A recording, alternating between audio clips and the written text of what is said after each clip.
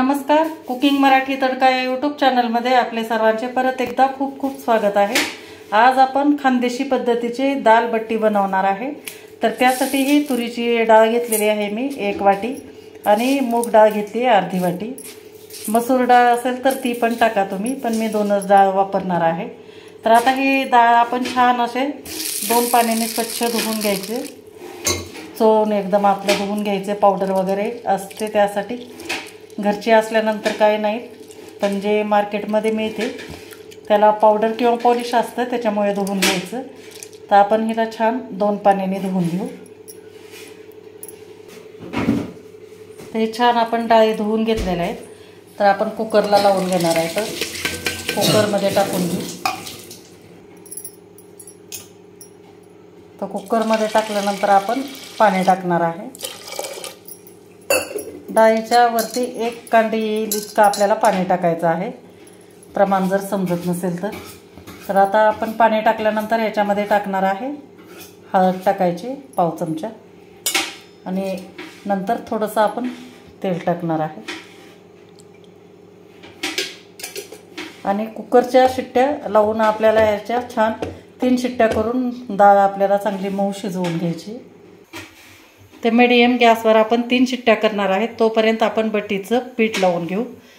तर त्यासाठी मी साहित्य घेते। तर आपण बट्टीसाठी पीठ लावणार आहे। तर त्यासाठी हे मी गव्हाचं पीठ घेतलेलं आहे, आपलं नॉर्मल जे आपण चपातीसाठी वापरतो ते घेतलेलं आहे मी। ह्या वाटीनं 1.5 वाटी घेतलेली, आणि त्याच वाटीनं पाऊण वाटी एकदम बारीक रवा घेतलेला आहे, तो पण आपण टाकू याच्यामध्ये। आणि अर्धी वाटी बेसन पीठ आहे, ती पण टाकू। याच्यानंतर आपण टाकणार आहे याच्यामध्ये मीठ टाकणार आहे चवीनुसार। पाव चमचा मीठ टाकले, आणि सोडा, जे खायचा सोडा असतो तो पाव चमचा टाकणार आहे। आणि नंतर हा ओवा आहे 1 चमचा, याला मी हातावर चोळून घेते। या हातावर चोळून आपण ओवा टाकला, आणि नंतर आपण तूप कडवून घेतलेला आहे। 2 ते 3 चमचे तूप घेतलेला आहे, शुद्ध तूप। ते आपण गरम गरमच टाकायचं याच्यावर, आणि लगेच याला अगोदर थोडंसं चमच्याने आपण हलवून घेऊ, म्हणजे गरम लागणार नाही। आणि नंतर हाताने छान एकदम मिक्स करून घ्यायचं सगळं साहित्य आपल्याला।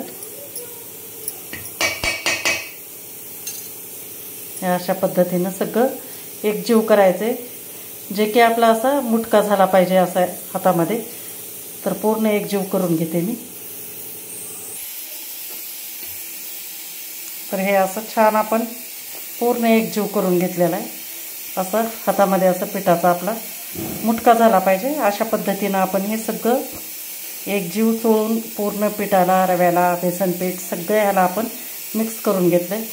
आणि आता आपण कोमट पाणी करून घ्यायचं, आणि ज्या पद्धतीनं आपण कणिक मळतो त्या पद्धतीनं आपण हे करून घेणार आहे। थोडं थोडं पाणी टाकून आपण पीठ मळून घेऊ घट्ट एकदम। हे अशा पद्धतीनं आपण थोडं थोडं पाणी टाकून घट्ट एकदम मळून घ्यायचं, आणि कोमटच पाण्याचा वापर करायचा आहे, जेणेकरून आपण रवा टाकलेला आहे तो रवा छान असा फुलून आला पाहिजे। कारण आपल्याला हे पीठ आता थोडंसं 10 ते 15 मिनिट आपल्याला भिजू द्यायचं। तर मळून घेऊ आपण। हे अशा पद्धतीनं आपला एकदम घट्ट गोळा मळून तयार झालेला आहे। तर याला आपण आता झाकून ठेवू 10 ते 15 मिनिट, म्हणजे छान आपला रवा असा फुलून येईल, त्याच्यामुळे आपल्याला याला झाकून ठेवायचं। हे आपली डाळ छान शिजून तयार झालेली आहे, एकदम मऊसूत झाली आहे। तर आपण याच्यामध्ये आता थोडंसं कोमट पाणी टाकून घेणार आहे, आणि थोडंसं उगी हटवून घेणार आहे, जास्त पण आपण मऊ करणार नाही। तर फक्त आपल्याला मिक्स करायचं एकसारखे पूर्ण।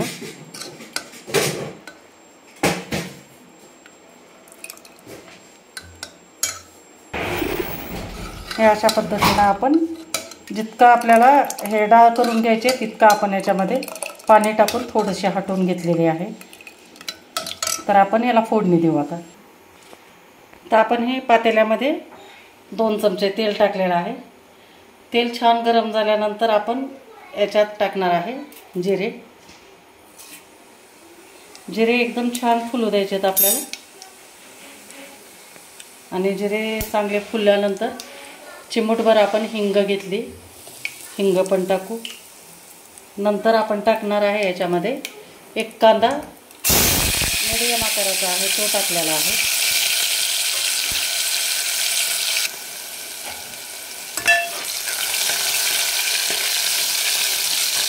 कांदा आपल्याला गुलाबी करायचा नाही, फक्त सॉफ्ट करून घ्यायचा।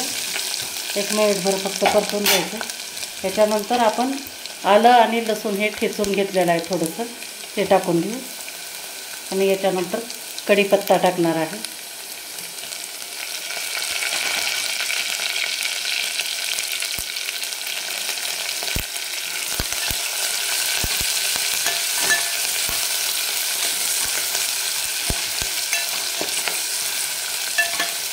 अशा पद्धतीनं हे डाळ केल्यानंतर खूप चविष्ट लागते, त्यामुळे अशा पद्धतीने करून बघा। आणि आता याच्यानंतर आपण हे सुके मसाले टाकणार आहेत। हे लाल तिखट आहे 1 चमचा, 1 चमचा गरम मसाला आहे, नंतर अर्धा चमच्यापेक्षा थोडंसं जास्त बेडगी मिरची पावडर आहे आणि धने पावडर आहे। हे सगळं आपण आता टाकणार आहे।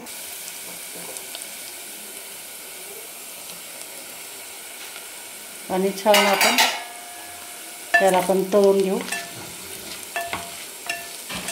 गॅस मंद ठेवायचा या वेळेला, कारण आपले तिखट जळणार नाही त्याच्यामुळे।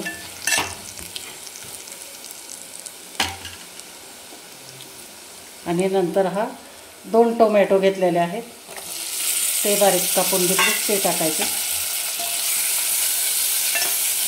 आणि छान मिक्स केल्यानंतर आपल्याला चवीपुरतं मीठ टाकायचं ह्याच्यात, म्हणजे टोमॅटो लवकर सॉफ्ट होतील आपले।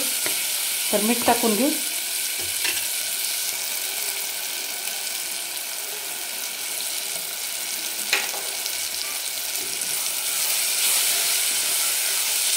मिक्स करून घ्यायचं।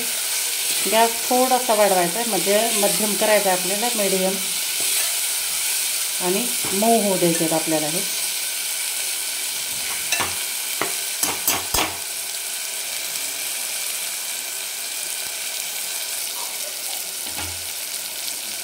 कोथिंबीर टाकून घेऊ।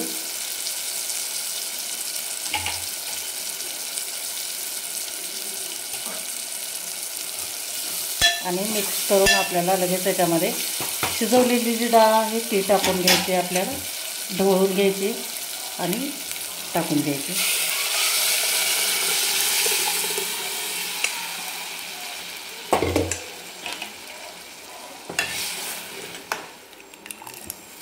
थोडंसं घट्ट झालेलं आहे वरण, तर आपण याला थोडंसं आणखी मी कोमट पाणी टाकते।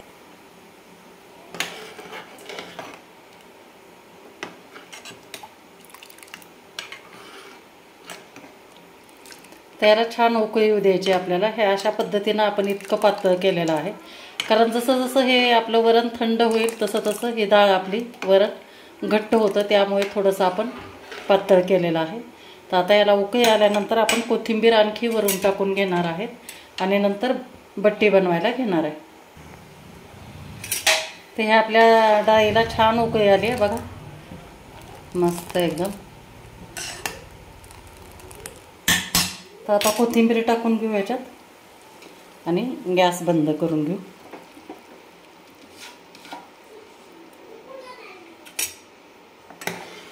मस्त सुगंध। तर गॅस बंद केला आहे आणि कोथिंबीर टाकून घेतली आहे आपण वरून। छान एकदम मस्त झालं आहे आपलं हे डाळ।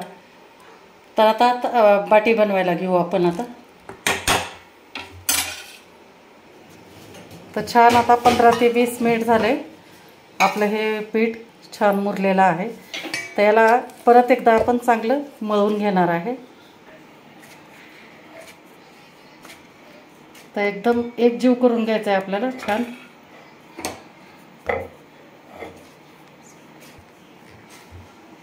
आणि ह्याचे आपल्याला एकसारखे गोळे बनवून घ्यायचे।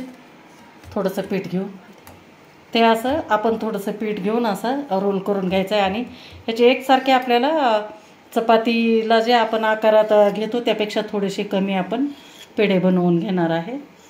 एकसारखे बनवायचे आणि हे अशा पद्धतीनं आपण गोळे बनवून हे असे आपण चपाती लाटतो त्या पद्धतीनं आपल्याला पातळ लाटायचं आहे, कारण आपल्याला हे उकडून घ्यायचं आहे. वरतून आता पूर्ण हे लाटून झाल्यावर आपल्याला तूप लावून घ्यायचं आहे. तूप लावा किंवा तेल लावलं तरी चालतं, पण तुपामुळे आणखी छान एकदम चव येते, त्याच्यामुळे तूप लावून घ्यायचं. आणि याचं अर्धा भाग आपल्याला फोल्ड करून घ्यायचा आहे. त्याच पद्धतीनं दुसराही आपल्याला अर्धा भाग असा फोल्ड करायचा आहे. आणि हे आपण दोन्ही बाजूवरनं आपल्याला तूप लावायचं आहे. तर दोन्ही साईडला आपण तूप लावून घ्यायचं आणि नंतर हे दोन्ही एकत्र हे करायचे. हे अशा पद्धतीनं आपल्याला हे असं करायचं आहे. आणि नंतर हे जे दोन बाजू आहेत आपल्या हे मिटवून घ्यायच्यात अशा आणि रोल करून घ्यायचं आहे आपल्याला हे अशा पद्धतीनं. त्याच पद्धतीने हे आपण साईडनं करून घ्यायचं हे असं. आणि हलक्या हाताने दाब द्यायचा नाही आपल्याला.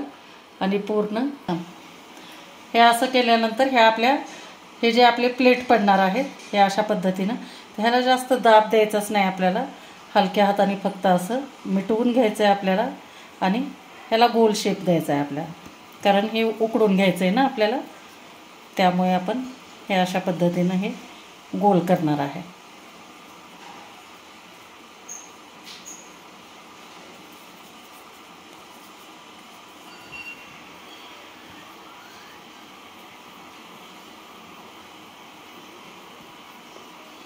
हे अशा पद्धतीने करू आपण.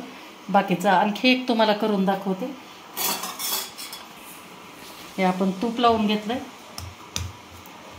पीठ लावल्यानंतर थोडंसं हे खुसखुशीत होत नाही, त्याच्यामुळे आपण तूप लावलेलं आहे. आणि जशी आपण चपाती लाटतो त्याच पद्धतीनं उलट सुलट करून आपण पातळ याची चपाती लाटून घेणार आहे.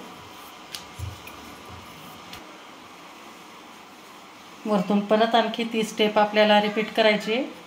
याला तूप लावू आणखी सगळ्या बाजूनं आणि हे अर्धी बाजू अशी करायची. याच्यावर पण तूप लावायचे आणि याच्यावर पण लावायचं आहे. नंतर परत हे आपल्याला असं करून घ्यायचं आणि दोन्ही आपल्याला हे अगोदर फोल्ड करून घ्यायचं इकडून आणि हे इकडून. आणि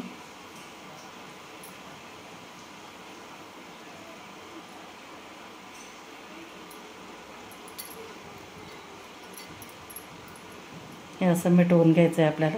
हे आपल्या घड्या पडलेल्याच आहेत, तर त्या पद्धतीनं हे असं मिटवून घेऊन आपण ह्याला गोल गोळा बनवणार आहे. हे अशाच पद्धतीनं हे जे दोन करून घेतलेले आहेत अशाच पद्धतीनं मी सगळे करून घेणार आहे. मग नंतर तुम्हाला दाखवते. स्टीलच्या पातेल्यामध्ये 1 तांब्या भरून पाणी उकळत ठेवलेलं आहे आणि त्याच्यावरती आपण या चाळणीला आपण तेल लावून घेतलं आणि छान ह्याच्यावर ठेवून द्यायचं आहे आपल्याला. आणि नंतर घट्ट असं आपण याच्यावर प्लेट ठेवणार आहे, जे की हवा बाहेर जाणार नाही अशी. आणि बरोबर 15 मिनिट आपल्याला ह्याला उकडून घ्यायचं आहे. 15 मिनिट झालेलं आहे. बघू आपण आता उकडलं आहे का नाही ते.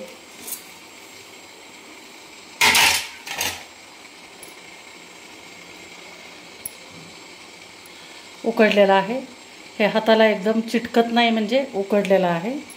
जर आणखी खात्री करून घ्यायची असेल तर हे आपण टूथपिकमध्ये टाकून बघायची. जर याला काहीच लागलेलं नसेल तर एकदम उकडले परफेक्ट असं समजायचं. तुम्ही टूथपिक नसेल तर चाकू जरी टाकला तरी पण चालतं. तर हे चाकूसुद्धा आपण बघा हे असं घालून बघू.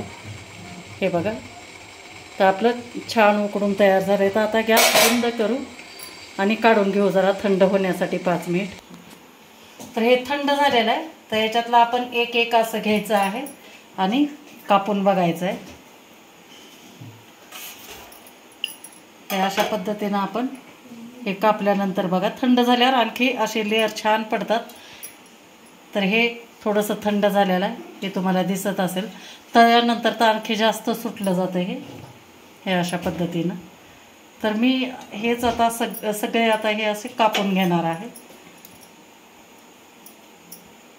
चाकूनं किंवा सुरीनं हे असं कापून घ्यायचं. वाटलं तर मोठं वाटलं तर आणखी एक केलं तरी पण चालेल. हे तुम्हाला दिसत असतील, हे बघा हे पूर्ण लेअर आहेत. हे ज्यावेळेस आपण तेलामध्ये टाकू त्यावेळेस थोडेसे सुट्टे होतात हे. तर मी पूर्ण आता हे कापून घेते सगळे. हे अशा पद्धतीनं आपण पूर्ण तळून घेणार आहे. बघा आत्ता तुम्हाला पूर्ण ह्याचे जे पडदे आहेत ते पडदे सुटलेले दिसत असतील. हे अशा पद्धतीनं आपण तळून घेतले. आता ह्याला थोडं थंड झाल्यानंतर हे आणखी कडक होतं. सगळं तळून झाल्यानंतर मी तुम्हाला दाखवते. हे अशा पद्धतीनं आपण पूर्ण आता हे बाटी तळून घेतलेलं आहे, बट्टी खानदेशी पद्धतीचं. हे अशा पद्धतीनं आपण आता हे डाळ घेतलेली आहे, हे बाटी आहे. एका साईडला मी तुम्हाला हे चुरून दाखवते पूर्ण. बघा किती एकदम असं खुसखुशीत एकदम झालेलं आहे. तर हे चुरू आपण.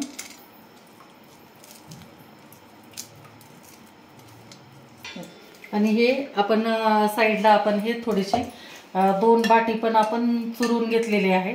त्याच्यावर मस्तपैकी आता हे आपण डाळ टाकणार आहे.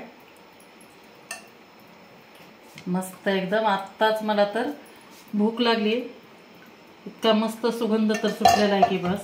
आणि वरतून मस्त तुपाची धार.